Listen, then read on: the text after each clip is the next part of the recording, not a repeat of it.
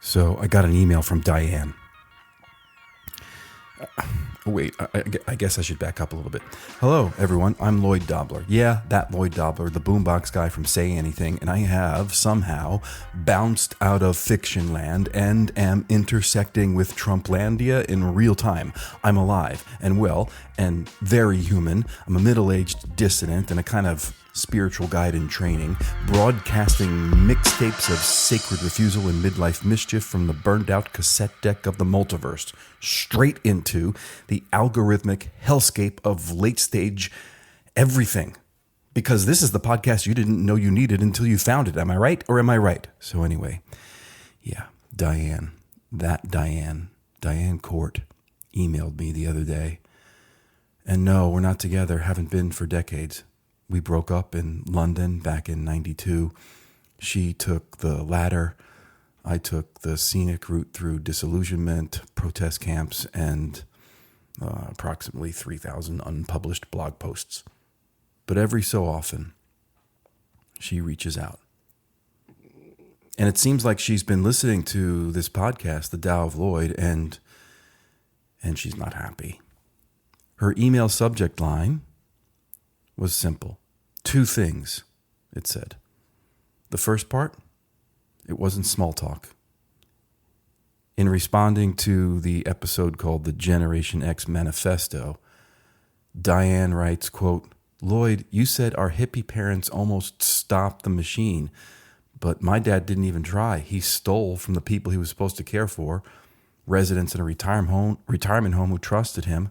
I grew up thinking he was the most honest man I knew.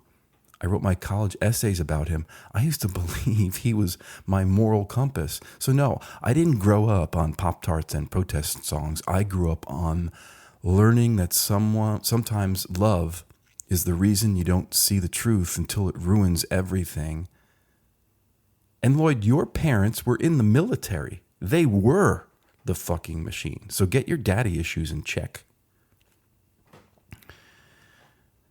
Yeah, I mean, okay, that's accurate. Accurate. Should I have known better than to wrap the whole baby boomer generation in some paisley headbanded form of nostalgia? I don't know, maybe. But I'll tell you what, I stand by that Generation X manifesto. And if you haven't listened to that episode, I think you should cue that shit up and share it with all of your friends and a few of your enemies. But Diane's second note, that's where things shifted. The Trump obituary was clever, she wrote, but you lost me when you said his death would be a relief. You sounded more smug than spiritual. I don't care how many Zen quotes you wrap it up in. Revenge fantasy isn't a path to liberation. It's just you trying to win the breakup with America. I mean, she's not wrong. I'd love to have enough money to break up with this country and move to Ireland like Rosie O'Donnell or some shit. But I'm stuck here in this fascist shit show like many of you listening. I mean, yeah, is this show just me yelling into the static like I'm still standing outside Diane Court's window with a boombox? Except now the cassette is full of Buddhist riddles and ice raids? Fuck you, maybe. But what she said next, that's what really stopped me cold. Quote, this is she, Diane Court, writing, quote, I'm writing this from the Palantir office, which I know you'll probably have feelings about. I'm the director of ethical applications now, government division. And it's not what you think, or maybe it is. Either way, I wanted you to hear it from me. Palantir. Diane Court works at Palantir. Palantir doesn't just watch the world, it teaches the machine who to fear, then bills the government for the privilege of locking them up. And Diane, my Diane Court, is director of ethical Director of ethical applications at Palantir? I mean, what the I haven't even figured out what to do with that yet. I mean, do I scream into this microphone some 80s DC punk frontman? Do I pretend I didn't read it? Do I even try to understand how the most morally precise person I ever knew now works for a company whose software helps ICE detain families? I'll tell you, guys, here's the truth. I'm not ready to talk about it. Not yet. Because if I go down that rabbit hole, I won't come back for side B. So for now, I'm just sitting with it. The girl who once corrected my grammar in love letters is now writing ethics frameworks for the surveillance state. I mean, fuck. That's not just another episode. That's a reckoning. But right now, this one's for anyone who's ever opened an email that changed how you see someone. Let's flip the tape and settle in for our meditation.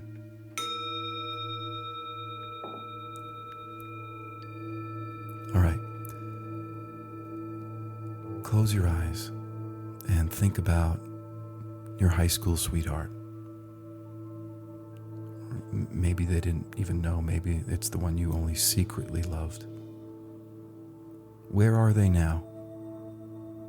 Now, imagine that they emailed you and you saw the subject line and you thought it was a booty call, decades in the making, and you were ready to dive in deep and say, hell yes. But then you read the email and it was the opposite. They look down on you. They pity you. They don't approve of your little podcast project.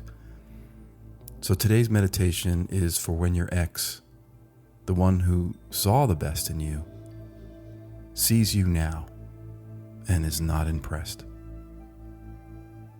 We're going to walk through our 7 affirmations, and as always, your job is simply to breathe and silently repeat the affirmations, even while I give voice to my wandering monkey mind thoughts. You just let these affirmations take on those distracting thoughts and beat them down like Buster Douglas dropping Mike Tyson at the Tokyo Dome in 1990. So let's begin. Affirmation 1. I don't rewind. I don't fast forward. I'm here now. Diane here and now is working at Palantir, the tech bro Batcave that sells ethics like Marlboro sold fresh mountain air. Only now the smoke is digital and ICE is holding the lighter. They built the data dragnet that hunts families, and the woman I love... Oh shit, did I just say I still love Diane? Is in the C-suite, feng shuiing the bars on the digital prison. And here I am, cross-legged with my mala beads, hoping 3 deep breaths will somehow reboot democracy. Affirmation number 2. I mute the static and tune in to what's right in front of me. Right in front of me is her signature, Diane Court, Director of Ethical Applications, Palantir, and a blinking cursor tapping its foot like it's waiting for me to sell out too.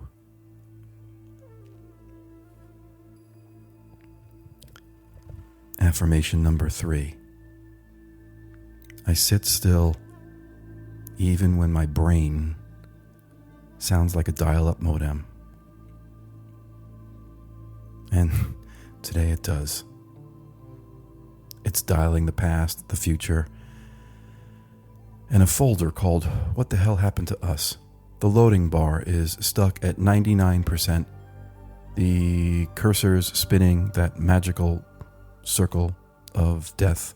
And somewhere in the background, AOL is trying to sell me long-distance service for drunk dialing my own bad decisions. This is going well. Affirmation number 4. Joy isn't waiting for the next big thing. It's hiding in plain sight, like a B-side that hits harder the second time. Yeah, unless the B-side is called "Turns Out the Girl You Thought Would Save the World Now Programs Palantir's Soundtrack for Watching It Burn."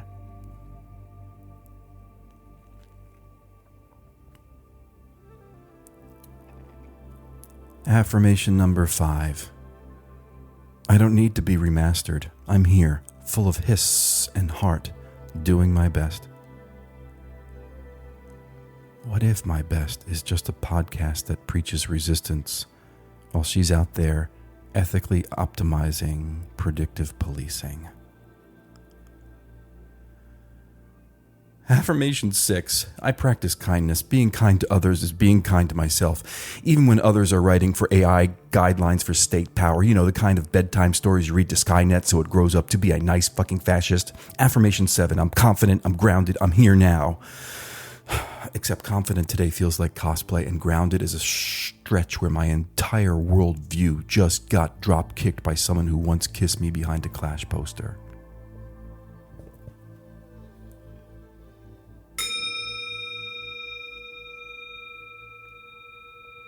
Okay, so maybe today's meditation wasn't so quiet, but it was honest.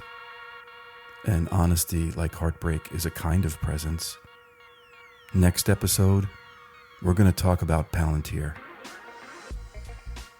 Next episode, we're going to talk about what it means when someone you loved or love crosses over into the machinery that you're trying to dismantle. From the edge of the empire and the center of the self, this is the Tao of Lloyd.